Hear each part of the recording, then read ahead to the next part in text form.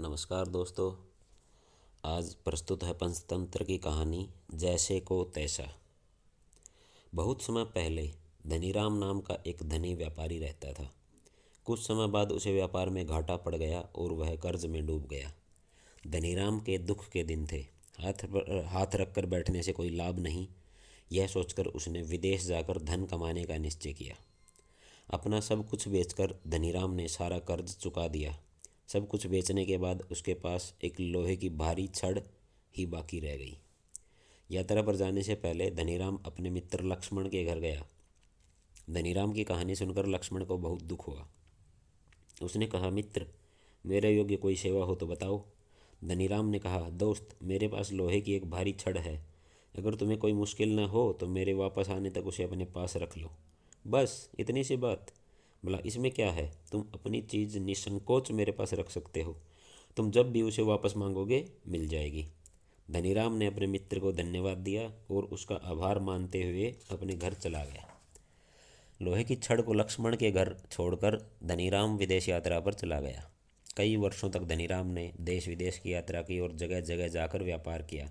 उसका भाग्य अच्छा था, व्यापार चल निकला और कुछ ही समय में वह फिर से धनवान हो गया। धनवान होने के बाद अपनी सारी दौलत लेकर वह घर वापस लौटा। उसने एक नया मकान खरीदा और एक बार फिर ठाठ बाट से अपना कारोबार चलाने लगा। कुछ समय बाद वह अपने मित्र लक्ष्मण से मिलने गया। धनीराम को देखकर लक्ष्मण बहुत प्रसन्न हुआ और उसे प्रेम पूर्वक बैठाया। धनीराम ने उसे अपनी यात्रा और व्यापार के हालचाल सुनाए। चलते समय उसने लक्ष्मण से कहा, दोस्त, अब मैं यहाँ आ ही गया हूँ तो सोचता हूँ अपनी लोहे की छड़ भी लेता जाऊँ।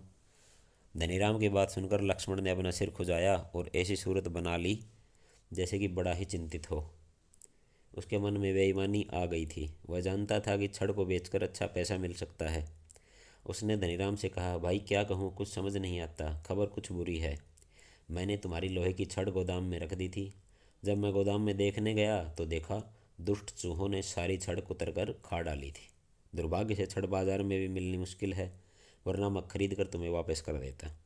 अरे, इसमें इतना दुखी होने की क्या ज़रूरत है? धनीराम ने कहा, अगर लोहे की छड़ को चूहे खा गए तो तुम्हारा क्या दोष? चलो छोड़ो, जो गया सो गया। इतना कहकर धनीराम घर जाने के लिए मुड़ा, पर फिर थोड़ा रुक कर बोला, अरे हाँ, मैंने अपनी यात्रा के दौरान तुम्हारे लिए एक उपहार खरीदा था। अपने लड़के रामू को मेरे साथ भेज दो, मैं उसी के हाथ भिजवा दूंगा। लक्ष्मण अपनी चतुराई पर प्रसन्न था। साथ ही उसे लग रहा था कि वह अपनी चोरी में केवल सफल ही नहीं हुआ, बल्कि उसने धनीराम को झूठी बातों को विश्वास भी करा दिया। साथ ही साथ वह उपहार देखने को भी उत्सुक था। इसलिए उसने तुरंत अपने बेटे रामू को बुलाया और उसे धनीराम के साथ भेज दिया। धनीराम रामू को लेकर घर पहुंचा और उसे फुसलाकर तहखाने के अंदर ले गया। फिर उसने तहखाने का दरवाज़ा बंद करके बाहर से ताला लगा दिया और चुपचाप अपने काम धंधे में लग गया। शाम को जब रामू लौट कर नहीं आया तो उसके माता पिता को चिंता होने लगी। वह लक्ष्मण धनीराम के पास गया और पूछने लगा, भाई, मेरा लड़का लौट कर घर नहीं आया। धनीराम ने दुखी चेहरा बनाकर कहा, क्या बताऊं दोस्त, जब हम दोनों इधर आ रहे थे तो अचानक एक बाज नीचे झपटा और मेरे कुछ करने से पहले ही रामू को लेकर उड़ गया। झूठ, लक्ष्मण ने चिल्लाकर कहा, कहीं एक बाज 15 वर्ष के लड़के को उठाकर ले जा सकता है? फिर तो दोनों में ऐसी तू मैं हुई कि चारों ओर से लोग दौड़ आए और उनके आसपास भीड़ जमा हो गई। इस लड़ाई का फैसला न हो सकने पर दोनों न्यायालय पहुंचे। न्यायाधीश के पास पहुंचते ही लक्ष्मण जोर से चिल्लाकर बोल पड़ा, हुजूर, इस आदमी ने मेरा बच्चा चुरा लिया है। कृपया कर बच्चा मुझे वापस दिलवा दीजिए। न्यायाधीश ने धनीराम से पूछा, क्या तुमने इसका बच्चा चुराया है? धनीराम ने जवाब दिया, श्रीमान, मैं यह कैसे कर सकता हूँ? उसे तो मेरी आंखों के सामने से एक बाज उठाकर ले गया। न्यायाधीश ने क्रोध से कहा, तुम झूठे हो। बाज एक लड़के को कैसे लेकर उड़ सकता है?